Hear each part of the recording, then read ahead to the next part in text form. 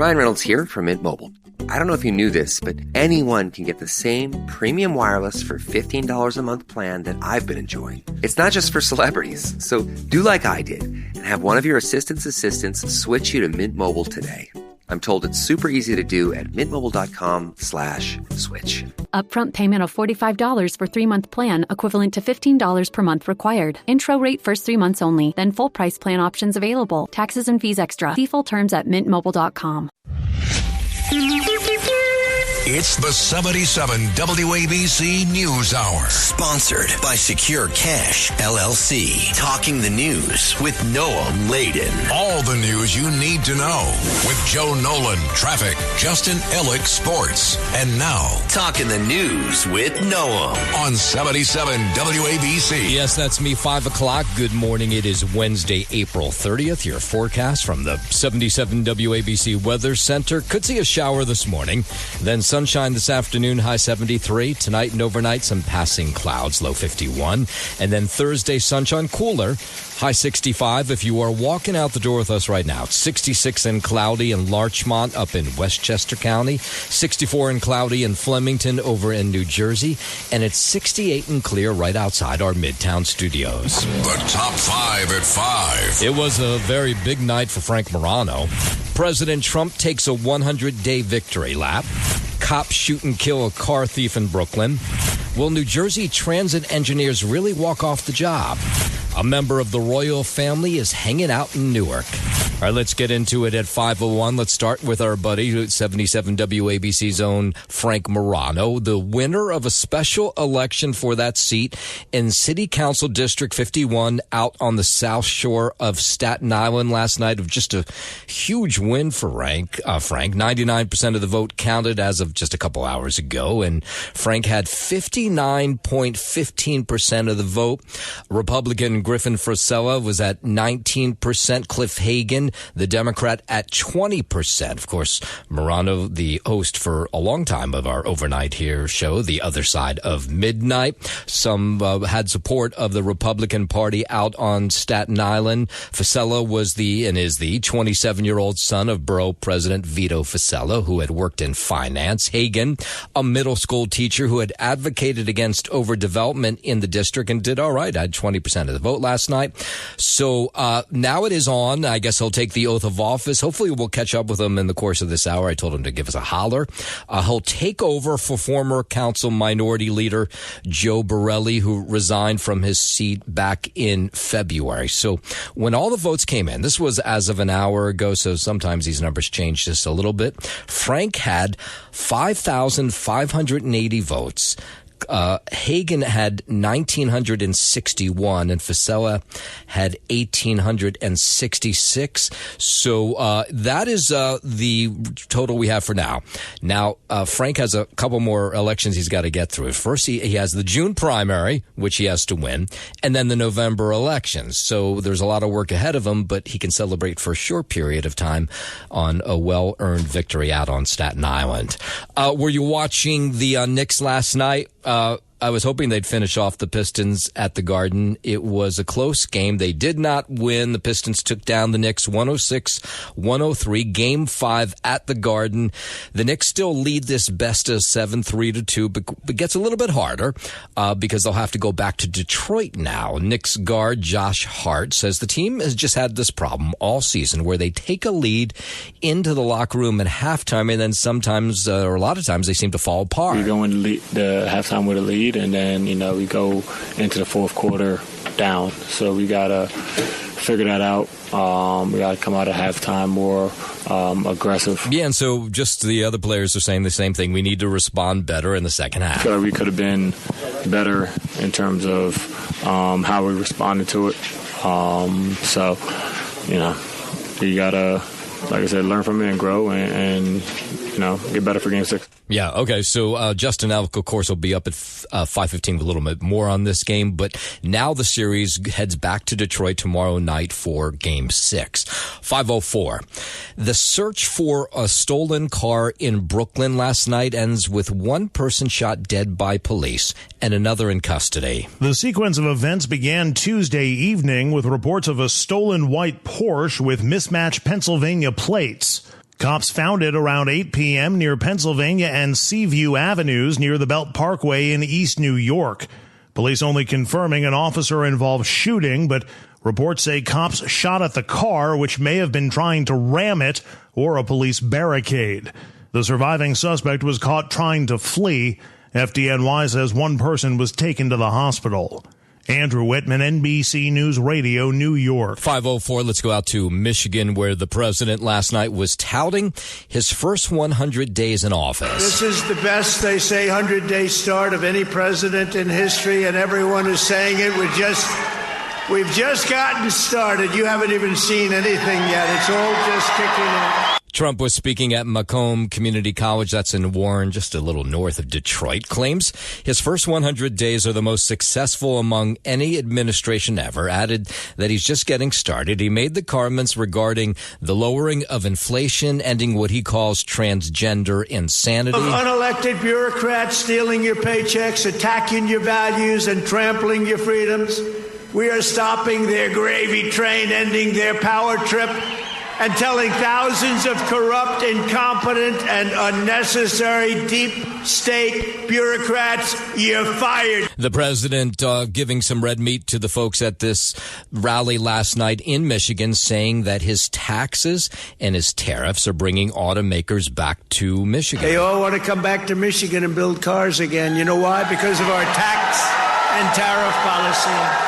And the president says his first 100 days have brought about serious change. In 100 days, we have delivered the most profound change in Washington in nearly 100 years. I read an editorial today that this is the most consequential presidency in history. How about that? Now, before he went to Michigan, he sat down with ABC News for an interview where he talked about the tariffs and the issues with China. And he suggested that China will probably eat the U.S. tariffs. And he says that China deserves that 145% tariff that's been placed on them. We've been ripped off by every country all over the world. They're laughing at us. They thought we were stupid people, and we were. Trump says he's tired of China making $1 trillion off us in the process. China probably will eat those tariffs, but at 145, they basically can't do much business with the United States. Now, Americans, there are a fair amount of them, of course, worried about these tariffs, and the president's just saying, hold on, things are going to get better. Since I came in, gasoline is down, groceries are down, egg prices are down.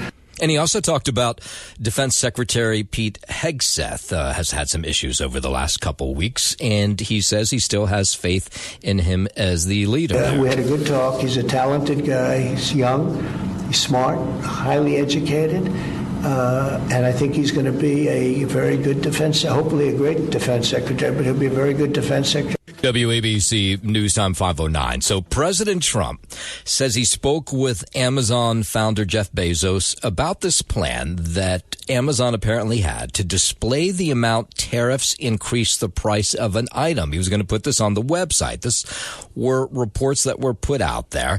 And so the president dialed up Jeff Bezos to say what gives. Jeff Bezos was very nice. He was terrific. He solved the problem very quickly. And he did the right thing, and he's a good guy. Amazon said the plan was never approved, would not be happening. That came after the White House had criticized it by calling it a hostile and political act. India's coming along great. I think we'll have a deal with India. The Prime Minister, as you know, was here 3 weeks ago, and they want to make a deal. We'll see what happens. Of course, there's been a lot of pushback to these tariffs from Democrats. California Governor Gavin Newsom focusing his attention on the tariffs imposed by the president. California was the first state in the country to sue the Trump administration as it relates to his authority on these tariffs. And by the way, I am damn confident we're going to win that.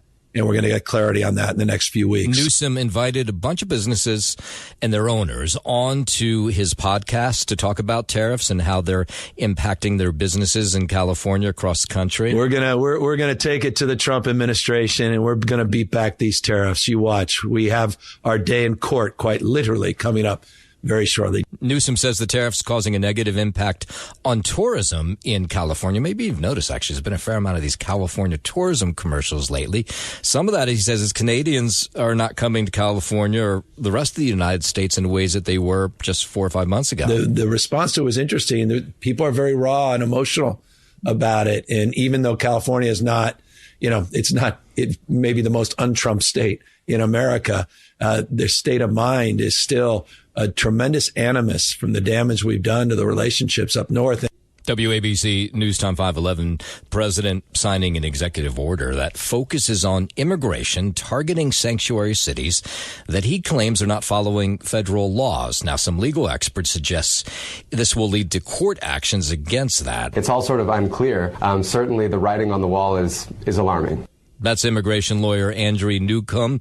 The move comes after the federal judge's decision preventing the Trump administration from cutting funding to sanctuary cities. I'm doing what I need to as the city attorney in San Francisco to defend the rule of law, to defend what is legal, and asking courts to determine yet again that what the Trump administration is doing is unconstitutional. Now, this order directs the Department of Justice to identify municipalities that hinder immigration law enforcement within 30 days. Those would be the cities, towns that could lose their funding. 512. Down in Washington, House Republicans working to craft what they're calling the Big Beautiful Bill.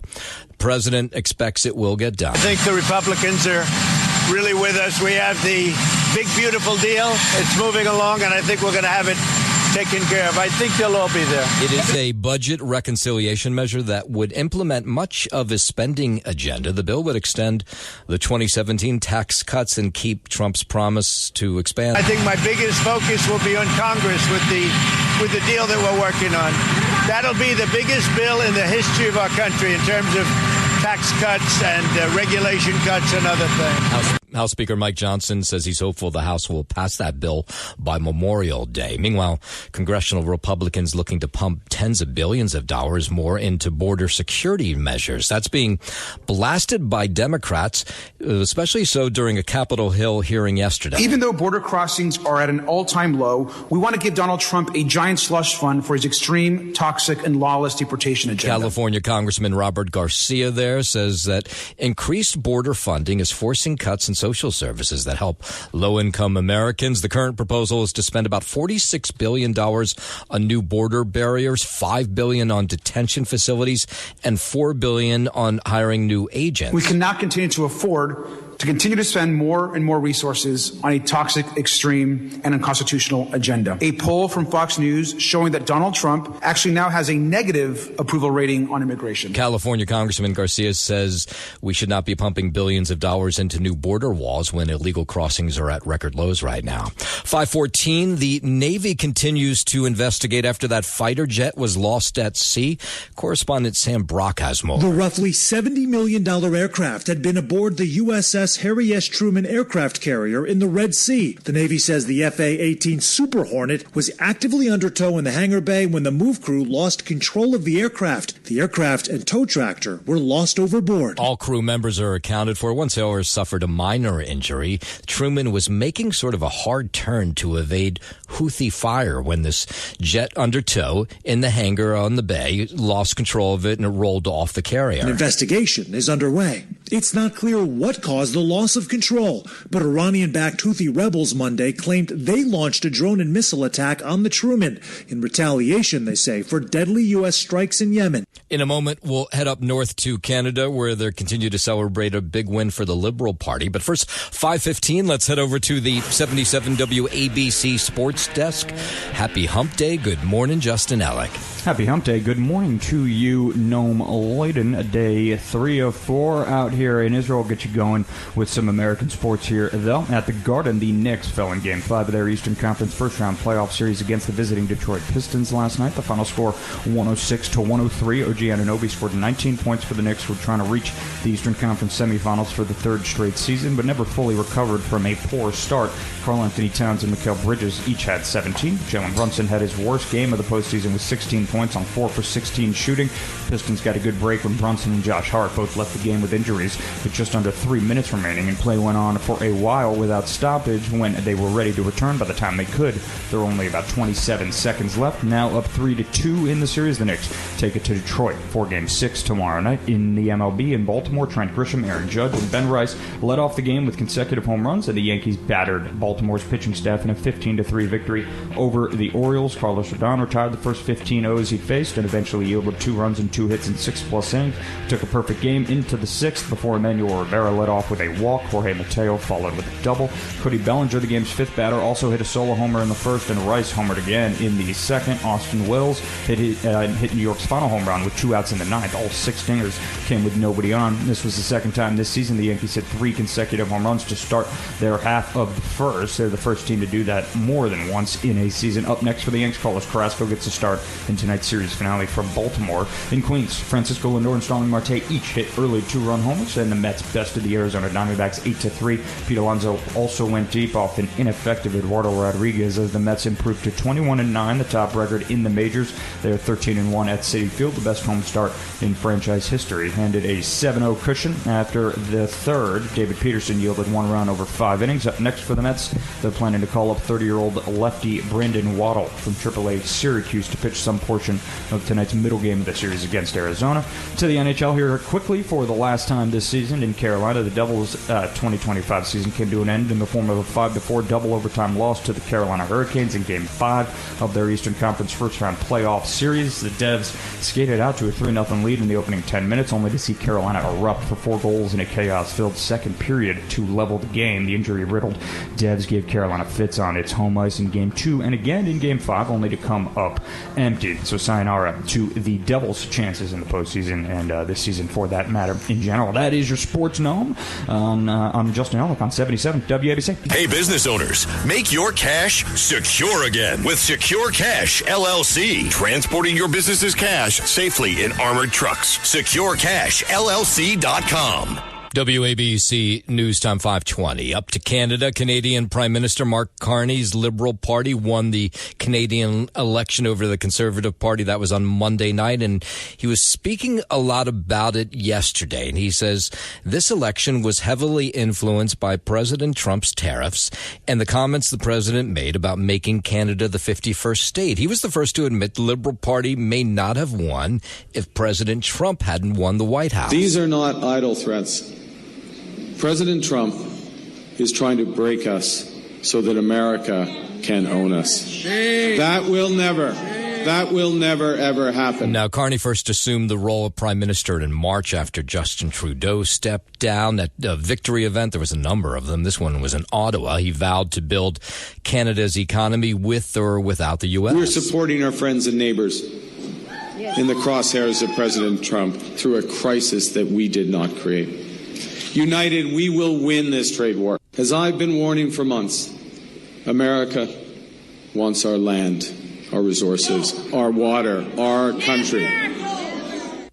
When I sit down with President Trump, it will be to discuss the future economic and security relationship between two sovereign nations. 522, a Ukrainian journalist who died in Russian captivity was tortured and had some organs removed before her body was returned. Victoria Roshina went missing in 2023 while investigating alleged torture in Russian prisons, and her body was returned in February. A report from multiple news outlets says that forensic examination of her body revealed numerous signs of torture and ill treatment. Several organs were removed before her body was returned, possibly to hide evidence of further torture. Roshina was the first known Ukrainian journalist to die in Russian captivity. I'm Mark Mayfield. 522, let's go back down to Washington. Vice President J.D. Vance says stopping transgender athletes from competing against biological girls is a winning issue for Republicans. The vice president says polls show that most Americans don't want women competing against grown men in sports. I think it's the basic masculine instinct to protect young women, and one of the ways you do that is to not let, a male boxer in the room with a female boxer. The vice president says he continues to be amazed that there are Democrats who push back against this idea. People don't want women competing against grown men in sports, especially in some of these contact sports where the women could get injured. I definitely think it's a winning political issue for the Republican Party because it's just basic common sense. 523, let's go down to Florida. The parents of an 11-year-old boy in Florida who killed himself after reportedly being bullied by his 5th grade teacher, filing a wrongful death suit against the Marion County School Board board. A legal analyst,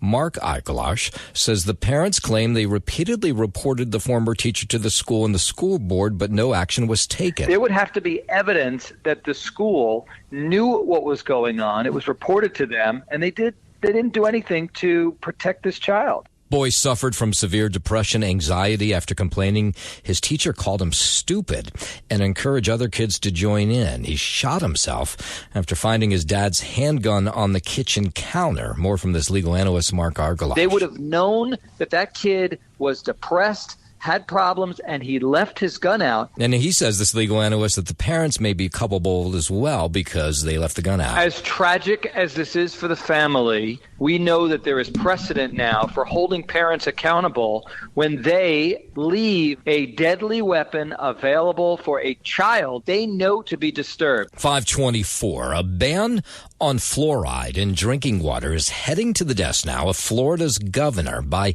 an 88-27 margin. The State House yesterday passing this wide-ranging bill that prohibits water quality additives like fluoride from drinking water. Now, there was a fair amount of people who pushed back against this. This bill is a slap in the face to the idea that every child, rich or not, deserves a healthy start. If signed by the governor, the ban would go into effect on July 1. So there is a couple counties in Florida already that have banned drinking water. This would be a statewide ban, and there's a fair amount of lawmakers who say fluoride has so many benefits for teeth and that we should reconsider. What we argue is that we can't force you to have it or any other drug that some simple majority may believe is good for you in the future. This is not about fluoride. This is about your liberty. Fluoridation has saved families and taxpayers millions in dental care each year, worsening health disparities, knowing that vulnerable populations would suffer the most. Now, there's some thought, the opponents, people who are in favor of banning fluoride, they argue fluoride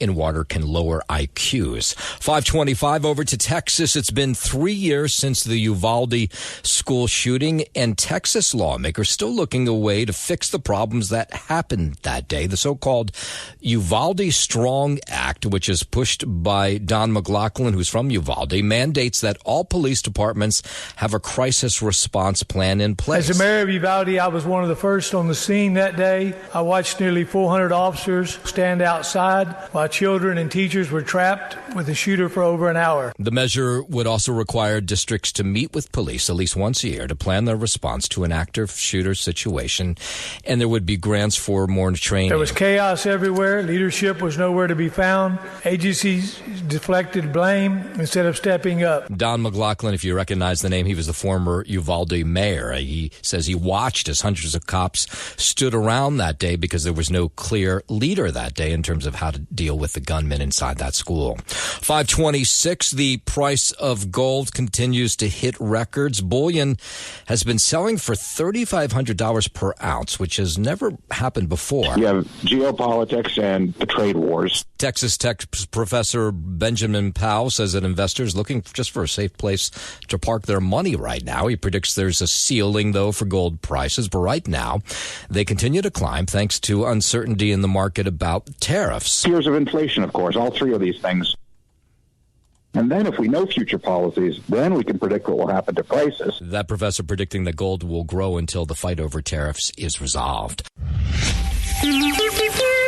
It's the 77 WABC News Hour. Sponsored by Secure Cash, LLC. Talking the news with Noah Layden. All the news you need to know with Joe Nolan, traffic, Justin Ellick, sports. And now, Talking the news with Noah. On 77 WABC. Yes, that's me. Good morning. It is Wednesday, April 30th. Your forecast from the 77 WABC Weather Center. Could see a shower this morning, then sunshine this afternoon, high 73. Tonight and overnight, some passing clouds, low 51. And then Thursday, sunshine, a little bit cooler, high 65. If you are walking out the door with us right now, so happy you are. 66 and cloudy in Larchmont up in Westchester County. It's 64 and cloudy in Flemington over in New Jersey. And it's 68 and clear right outside our Midtown studios. WABC News Time 5:39. Let's go out to New Jersey. New Jersey Transit rail strike could start in weeks. Now, we've been hearing about this for more than a year, but of course, this would be just a potential disaster for riders. There's about 350,000 people who take New Jersey Transit every day, but the Brotherhood of Locomotive Engineers and Trainmen have approved a strike. They say they're just not making enough money. It's all about salary. So on Tuesday, the sides appeared to be in an impasse over these salary raises. I mean, they continue to negotiate, but they have a strike deadline of May 16th. New Jersey Transit's CEO says the union's request for raises would drive up fares by 17%. Now, New Jersey Transit fares have already gone up a lot in the last year, and so he says he's not ready to make that kind of deal with the Locomotive Engineers and Trainmen Union. What they now want is a $55,000 annual increase, which is just not affordable. Yeah, that would then fall, of course, on riders of New Jersey Transit. The Brotherhood of Locomotive Engineers and Trainmen say they are the poorest paid of all the local engineers. They say LIRR, Metro North, Amtrak, they all make a whole lot more. Our base pay right now is $89,000 a year. We're asking to be brought to a wage that is more in line with what every other passenger railroad, literally in the United States, but especially in the New York area, makes. Now, New Jersey Transit's president says it's just a matter of them asking for way too much. They have to come down. The union members are right to say they deserve a fair increase. A $190,000 a year salary is just not in the cards. The taxpayers of New Jersey cannot afford it. Yeah, and commuters, they're freaked out. And why they should be. 350,000 of them, how do they get back and forth to work? They say they have no appetite to pay more because they're already paying more. That's a lot. I think in this economy, we don't need any more increases. It already went up.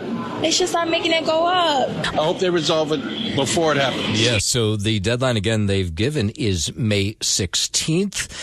They continue to bargain, so that's a good thing. They continue to meet at the bargaining table. Let's hope they can come to some sort of resolution before that strike date. By the way, the last time the engineers walked off the job, you have to go all the way back to 1983. 542. Let's head out over to Long Island. New York County Legislature candidate is still missing. He's been missing now for exactly a week. Petros Kromidis is a 29-year-old Democrat who's running for the Nassau County Legislature's 4th District. He was last seen in Baldwin. That was last Wednesday. Police found his car and some clothes, or I should say his car, next to the beach at Long Beach. And then they found his clothes on the beach along with his phone and a towel on the beach itself on Wednesday night. Meanwhile, they continue to search for him. Family members, people who know him well. My heart goes for the family, just to know what they're going through right now. It's so devastating. It doesn't make things better as the days go by. The Kromidis family releasing a statement saying that his car was found at the Allegra Hotel on Long Beach. It was locked. His towel was found on the beach, and that he did this often. He would exercise on the beach. I guess he had been in some triathlons, that kind of thing. And they say what's odd, of course, is that normally he was in close touch with family members. And so when nobody could reach him on last Thursday, that's when they reported it to the police. And that's when the search began for him. So what the family's been asking is for loved ones or even just volunteers to walk the beach, especially at high tide, seeing if they can find him. We're all upset, and we're really hoping for a good outcome to this. We feel powerless. Everyone's eyes, they matter. So I hope the community comes out and tries to help. Kromidis was considered just a rising star in the Democratic Party out on Long Island. He had graduated Columbia University, had worked in the finance world. Just 2 days before he disappeared, he had spoke at a meeting for the Nassau County Young Democrats. A beautiful, bright future ahead of him. Smart, funny, happy, athletic. I have one son, and I can't imagine what his mom must be feeling. Yeah, just god awful. Police say anyone with information regarding Kromidis' whereabouts should contact the missing persons squad on Long Island, but they'll be out there, they say again today, looking for him. Coming up on 545, let's head over to the 77 WABC Sports Desk, and here's Justin Ellick. Thank you, Noel Layden. We'll start here on the hardwood at the Garden. The Knicks fell in Game 5 of their Eastern Conference first-round playoff series against the visiting Detroit Pistons last night. The final score 106-103. OG Anunoby scored 19 points for the Knicks. We're trying to reach the Eastern Conference semifinals for the third straight season, but never fully recovered from a poor start. Karl Anthony Towns and Mikal Bridges each had 17, but Jalen Brunson had his worst game of the postseason with 16 points on 4 for 16 shooting. The Pistons got a good break when Brunson and Josh Hart both left the game with injuries with just under 3 minutes remaining, and play went on for a while without a stoppage. When they were ready to return, by the time they could, there were only about 30 seconds left. Now up 3-2 in the series, the Knicks will take it to Detroit for Game 6 tomorrow night.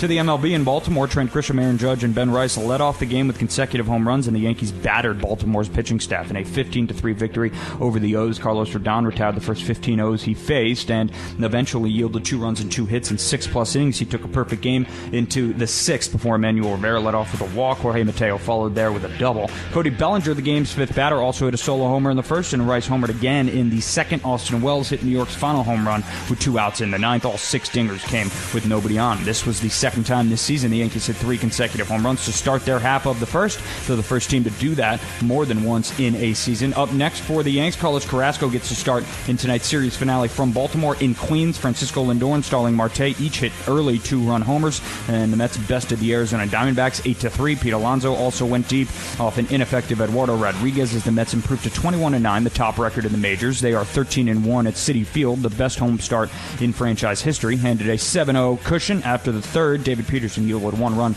over 5 innings. Up next for the Mets, they're planning to call up 30-year-old lefty Brandon Waddle from AAA Syracuse to pitch some portion of tonight's middle game of the series against Arizona. And to the NHL for the last time this year in Carolina, the Devils' 2025 season came to an end in the form of a 5-4 double overtime loss to the Carolina Hurricanes in Game 5 of their Eastern Conference first-round playoff series. The Devils skated out to a 3-0 lead in the opening 10 minutes, only to see Carolina erupt for 4 goals in a chaos-filled second period to level the game. The injury-riddled Devs gave Carolina fits on its home ice in Game 2 and again in Game 5, only to come up empty. Mercer, Timo Meier, and Stefan Neeson scored during New Jersey's game-opening flurry. Then Nico Hischier added a second-period goal for a 4-3 lead that provided a brief pause to Carolina's momentum, but alas, the Devils' season is now over. That is your Sports Gnome, and I'm Justin Alec on 77 WABC. WABC News Time 5:49. The search for a stolen car in Brooklyn last night ends with 1 person shot dead by police and another in custody. The sequence of events began Tuesday evening with reports of a stolen white Porsche with mismatched Pennsylvania plates. Cops found it around 8 p.m. near Pennsylvania and Seaview Avenues near the Belt Parkway in East New York. Police only confirming an officer-involved shooting, but reports say cops shot at the car, which may have been trying to ram it, or a police barricade. The surviving suspect was caught trying to flee. FDNY says 1 person was taken to the hospital. Andrew Whitman, NBC News Radio, New York. We were telling you this story yesterday. Schools across New York State need to keep cell phones out of the classroom. It'll start not this September, but the following September. I don't know why it takes so long to institute, but with each public school district coming up with their own enforcement plan to keep phones out of classrooms. This was part of the budget that is up for a vote this week that will likely be approved by lawmakers in Albany. Oh, absolutely. We already started a no cell phone in this building, and it has improved socially for the students. They're interactive, they're involved in class. It's wonderful. A lot of kids my age are usually trapped on the internet, so phone bans could actually help them pay attention more. I don't like it. Phones are good to have, like, for safety reasons. Yeah, so there were some parents pushing back yesterday saying, no, they want their kids to have cell phones on them in case of an emergency. I work in a high school, so I think not having cell phones is a relief for the teachers so the kids can actually do their work and, like, continue. But I know the kids actually miss having interaction with their friends on their phones. Once that happened, you had way more fights, people recording fights, a lot more bullying and stuff. So, I mean, even back then, I thought it was a bad idea, so I don't think kids should have their phones in school. They'll probably look at it more when they get out. I think they had to do it. I didn't know they did it, but I'm glad they did. Maybe we'll have kids that can add 3 and 3 now. Now, what was interesting is you talked to the kids yesterday coming out of school is saying, hey, by the way, I mean, it's more than a year away, but you won't be able to have your phones in the school year. I guess it'd be 2027. And they had some interesting ideas that they said, well, we really need our phones phone in the When classroom. the school don't know like both languages, so they could they don't know English, so they could use it for like Google Translate. Okay. And also we use it for like Google Classroom and stuff like that. All right. Well, that's true. But it looks like those phones will be taken away. By the way, each school will have to institute its own policy and how they've done that. And there's plenty of schools already that have banned cell phones across New York for a number of years already. The Bodegas Union, again calling on New York to equip all delis in the city with panic buttons. Now they're pushing back against this idea, or pushing for this idea, after a Brooklyn store was raided over the weekend by robbers who were posing as NYPD cops. Did you see the video of this? I mean, they look like NYPD cops walking into this deli in Bed-Stuy. They tell the men to get on the ground, and then they rob the place. And, of course, afterwards they realize that these were not the real cops. And the Bodega Association says if they had had some sort of panic button that someone could push, they would have been able to alert the police. They tie me up and they say, don't look it up, just look into the ground. Yeah, that's one of the people who was involved in this. They made off with a plastic bag of lottery receipts, likely thinking it contained cash. So it's not 100% clear they got off or got away with anything really valuable.